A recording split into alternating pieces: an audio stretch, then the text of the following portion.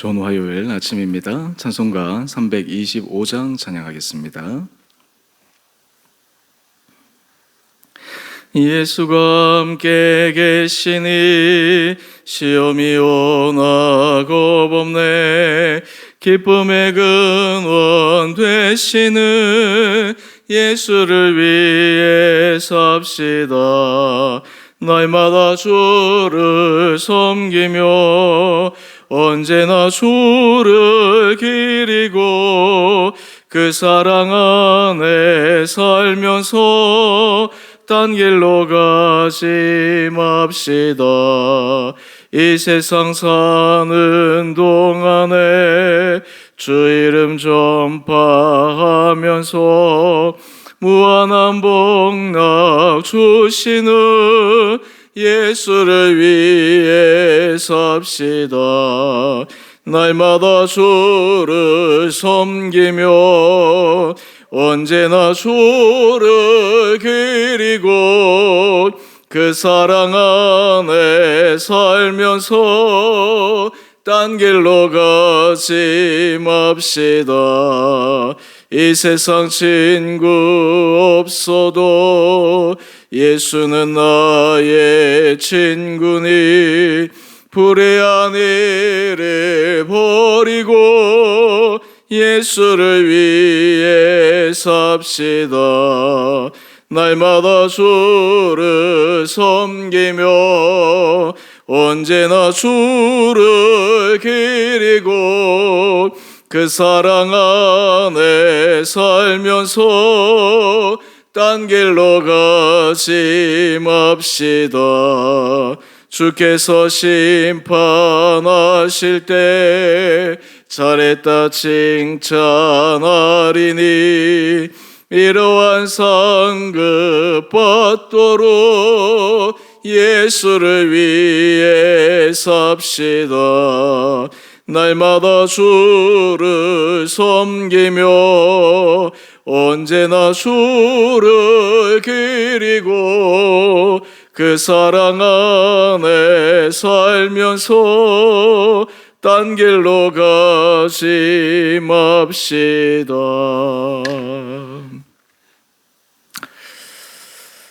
오늘 말씀 느헤미야 6장 1절에서 14절까지입니다. 산발락과 도비아와 아라비아 사람 게셈과 그 나머지 우리의 원수들이 내가 성벽을 건축하여 허물어진 틈을 남기지 아니하였다 함을 들었는데 그때는 내가 아직 성문에 문짝을 달지 못한 때였더라. 산발락과 게셈이 내게 사람을 보내어 이르기를 오라 우리가 오노 평지 한 촌에서 서로 만나자 하니 실상은 나를 해하고자 함이었더라. 내가 곧 그들에게 사자들을 보내어 이르기를 내가 이제 큰 역사를 하니 내려가지 못하겠노라. 어찌하여 역사를 중지하게 하고 너희에게로 내려가겠느냐 하매 그들이 4번이나 이같이 내게 사람을 보내되 나는 꽃같이 대답하였더니 산발랏이 5번째는 그 종자의 손에 봉하지 않은 편지를 들려 내게 보냈는데 그 글에 이르기를 이방 중에도 소문이 있고 가스무도 말하기를 너와 유다 사람들이 모반하려 하여 성벽을 건축한다 하나니 내가 그 말과 같이 왕이 되려 하는도다.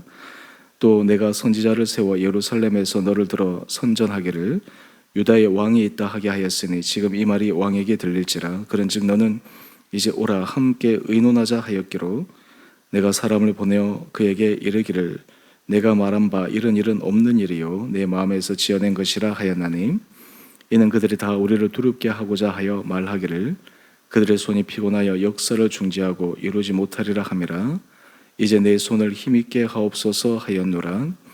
이후에 무해 다벨의 손자 들라의 아들 스마야가 두문 분출하기로 내가 그 집에 가니 그가 이르기를 그들이 너를 죽이러 올 터이니 우리가 하나님의 전으로 가서 외소 안에 머물고 그 문을 닫자 저들이 반드시 밤에 와서 너를 죽이리라 하기로 내가 이르기를 나 같은 자가 어찌 도망하며 나 같은 몸이면 누가 외수에 들어가서 생명을 보존하겠느냐. 나는 들어가지 않겠노라 하고 깨달은즉 그는 하나님께서 보내신 바가 아니라 도비아와 산발랏에게 뇌물을 받고 내게 이런 예언을 함이라. 그들이 뇌물을 준 까닭은 나를 두렵게 하고 이렇게 함으로 범죄하게 하고 악한 말을 지어 나를 비방하려 함이었느니라.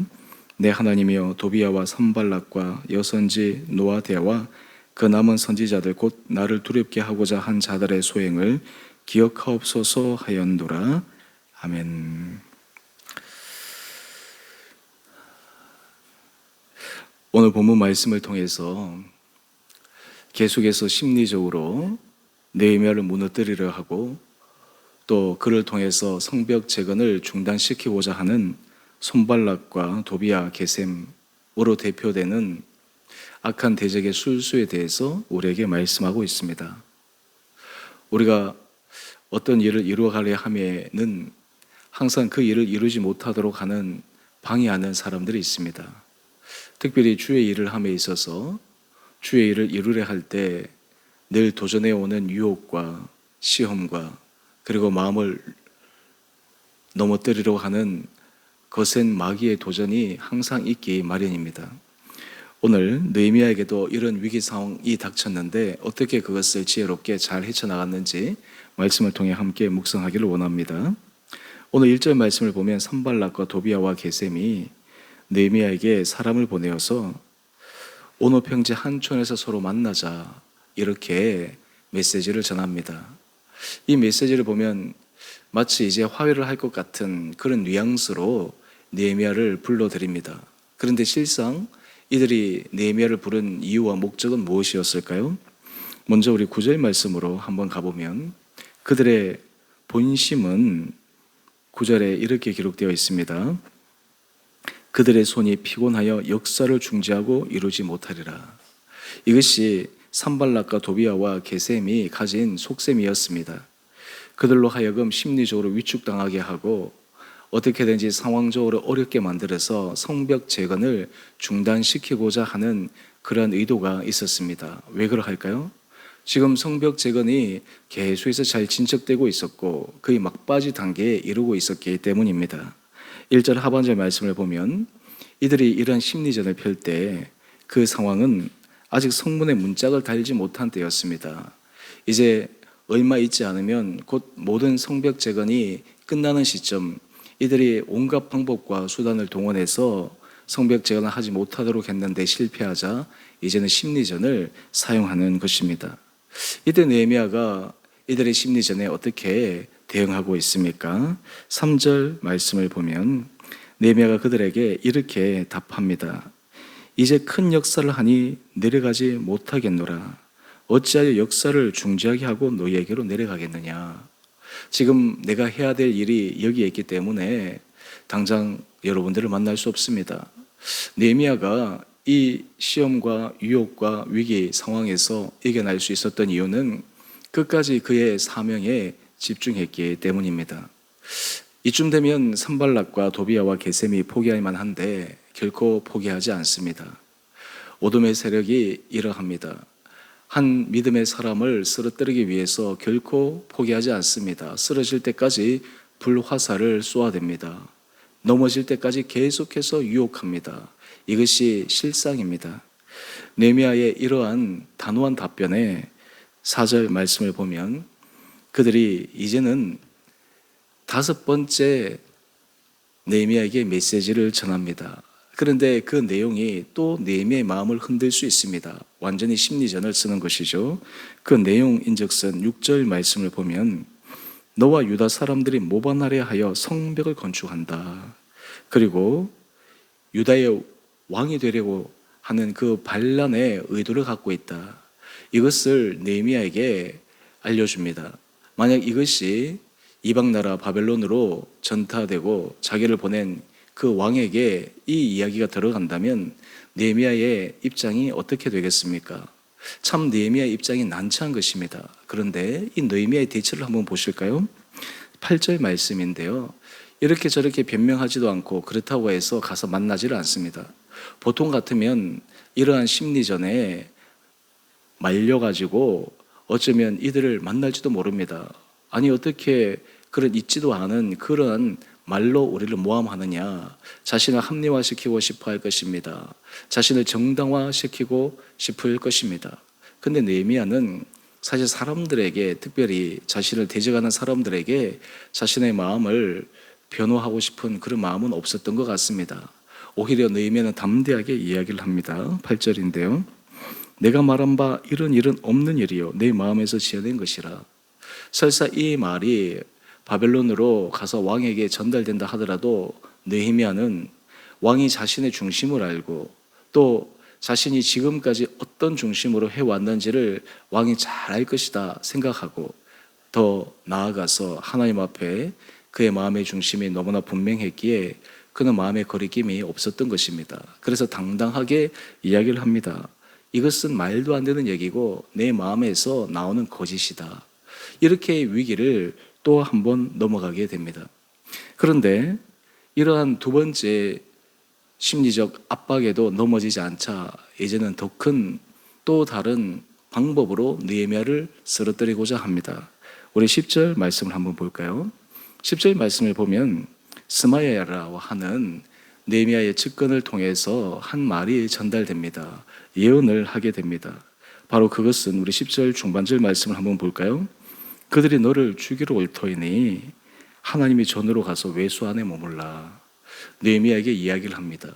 사실 도비아와 산발락과 게셈을 통해서 들은 말이나 또 그들이 보낸 메신저를 통해서 메시지를 들었다면 그나마 조금 더 쉽게 대처할 터인데 자신의 측근 가운데 한 사람, 자신의 한 공동체에 속한 사람의 입을 통해서 하나님의 예언을 들었을 때 이 느헤미야의 마음이 어떠할까요? 흔들릴 수 있을 것입니다. 그런데 느헤미야는 이 부분에 대해서 어떻게 반응하고 있습니까? 11절 말씀인데요. 나 같은 자가 어찌 도망하며 나 같은 몸이면 누가 외수에 들어가서 생명을 보존하겠느냐. 사실 느헤미야가 이때까지만 해도 이 말이 거짓이었다. 지금 그들이 뇌물을 주어서 거짓 예언을 하게 했다라고 하는 것을 깨닫지 못하였지만 느헤미야는 어떻게 이런 상황을 정말 지혜롭게 잘 분별할 수 있었을까요? 바로 그것은 그의 중심이 하나님 앞에 올바로 서 있었기 때문입니다. 그가 하는 일이 양심에 조금도 거리낌이 없었기 때문입니다. 어느 누구에게도 당당하게 자신이 하는 일을 정정당당하게 얘기할 수 있었기 때문입니다. 심지어는 자신의 생명을 죽이려고 하는 이러한 괴계 앞에서도 자신의 사명을 위해서 끝까지 완수해야 되겠다라고 하는 사명의식이 강했기 때문에 죽음도 불사할 수 있는 그런 용기가 있었습니다. 그런데 이렇게 하고 나서 우리 12절 말씀을 한번 볼까요? 나중에 느헤미야가 깨닫게 됩니다.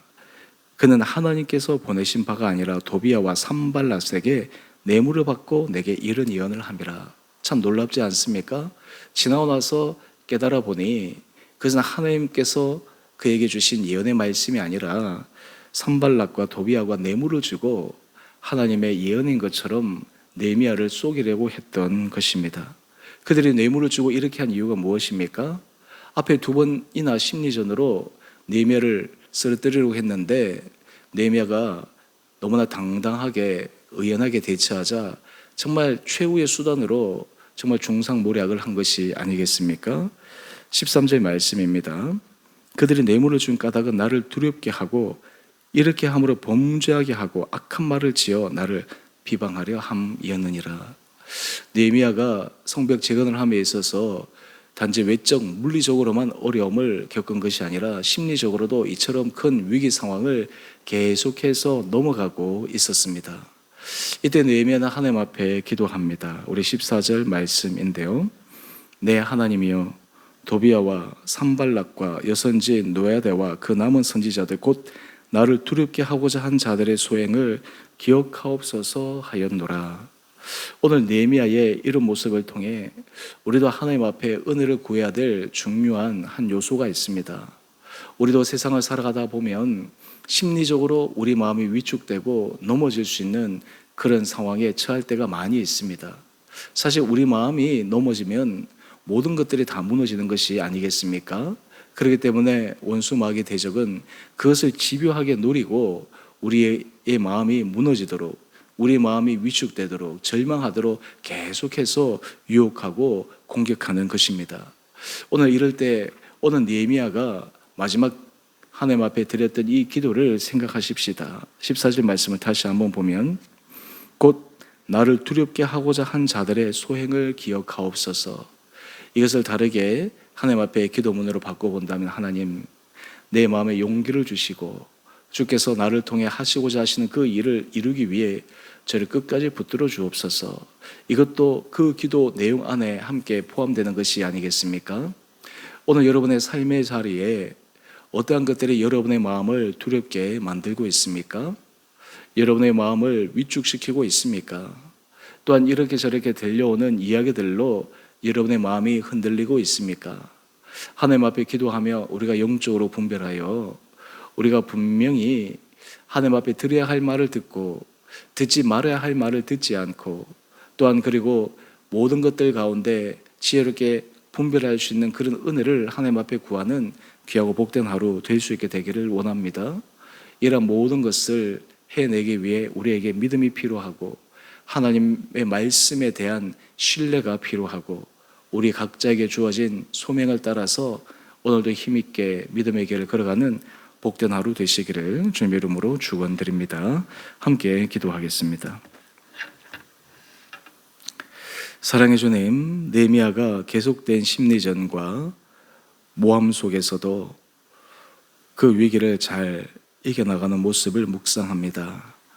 우리의 삶의 자리에서도 끊임없이 찾아오는 심리적 위축과 도전과 우리의 마음을 무너뜨리려고 하는 많은 도전 앞에 하나님께서 우리의 마음을 지켜주시고 붙들어 주시고, 보아야 할 것을 보게 하시고 들어야 할 것을 듣게 하시고 붙들어야 될 것을 붙들게 하여 주셔서 삶의 모든 자리에서 믿음으로 승리해가는 우리 성도들 되게 하여 주옵소서. 우리 성도들의 모든 형편을 주님 눈동자처럼 지켜주시고 각자의 필요한 은혜를 오늘 하루도 허락하여 주셔서 오늘 주님 안에서 선한 길을 맛보는 축복된 하루 되게 하여 주옵소서. 건강으로 힘들어하는 우리 성도들을 주님 위로하여 주시고, 심적으로 괴로움과 어려움에 당한 자들을 위로하여 주시며, 또한 경제적으로 힘든 자들을 주님 그 삶의 자리에 새로운 은혜의 문을 열어주시며, 우리 모든 것들이 정말 하나님 앞에서 새로워지는 은혜 하루 되게 하여 주옵소서. 주께서 세우신 주원의 교회를 기억하여 주시고 이 교회를 주님 능력의 손으로 온전히 붙들어 주시고 이 교회가 믿음의 반석 위에 날마다 든든히 서게 하여 주시며, 또한 주의 몸된 교회를 세우기 위해 헌신하며 수고하는 우리 귀한 한 분 한 분들, 그들의 마음의 중심을 주님 헤아려 보시고 그들에게 주님의 놀라운 은혜의 축복을 부어 주옵소서. 우리 교회에서 권하는 국내외 사역자들, 선교사님들, 하나님 그들의 실제적인 사역의 장에서 마음이 흔들리지 않고 승리하게 하여 주시며, 우리가 함께 기도로 물질로 하나님의 나라를 이루어가는데 더욱더 크게 쓰임받는 거룩한 교회 되게 하여 주옵소서. 오늘 한날 하루 삶 주님 앞에 우리의 모든 것을 의탁드리며 우리를 사랑하신 예수님 이름으로 감사기도 드리옵나이다. 아멘. 하늘에 계신 우리 아버지, 아버지의 이름을 거룩하게 하시며 아버지의 나라가 오게 하시며 아버지의 뜻이 하늘에서와 같이 땅에서도 이루어지게 하소서. 오늘 우리에게 일용할 양식을 주시고 우리가 우리에게 잘못한 사람을 용서하여 준 것 같이 우리의 죄를 용서하여 주시고 우리를 시험에 빠지지 않게 하시고 악에서 구하소서. 나라와 권능과 영광이 영원히 아버지의 것입니다. 아멘. 오늘도 믿음으로 승리하시는 복된 하루 되시기를 바랍니다.